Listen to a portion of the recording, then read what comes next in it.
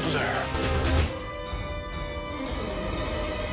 The Riddler's origin and his personality, to a degree, always seems to change from every interpretation. He basically is Edward Nygma from the comic books on to the movies and animation, but they've always done a little bit of tweaking here and there to kind of make the character a little more current or give him more of a connection to Batman. The casting of Jim Carrey as the Riddler, after his performance in The Mask and a lot of stuff he had been doing on In Living Color, he could really become that kind of rubber-bodied character wearing the spandex, running around with the question marks all over him. Jim Carrey's performance as the Riddler was truly one of the great performances I've seen of a comic book villain. I think he took the elements of the comic book. There was what Frank Gorshin had brilliantly done in the TV series and made something really quite unique out of it. That's not gonna be good for me. I need an answer now. I think I deserve it. I'm sorry, Ed, then the answer is no. We had the license to basically decide for the first time how the Riddler became the Riddler.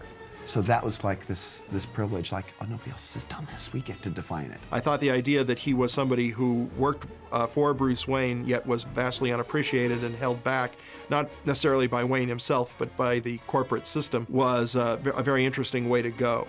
He's quite brilliant in his field. He ends up getting fired, and so it's kind of revenge, but he also has a desire for Bruce Wayne's approval, and it kind of drives him a little crazy. You were supposed to understand.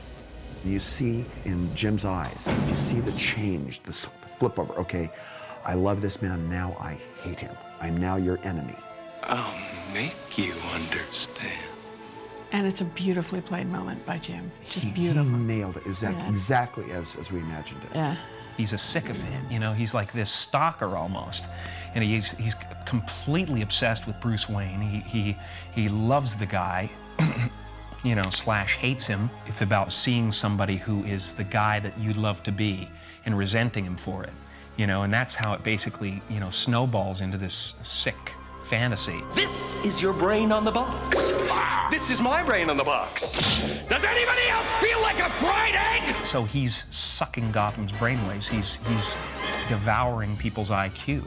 And so he just becomes a mega intellect, although he's mad, you know, so, I mean, intellect with madness is kind of a fun combination.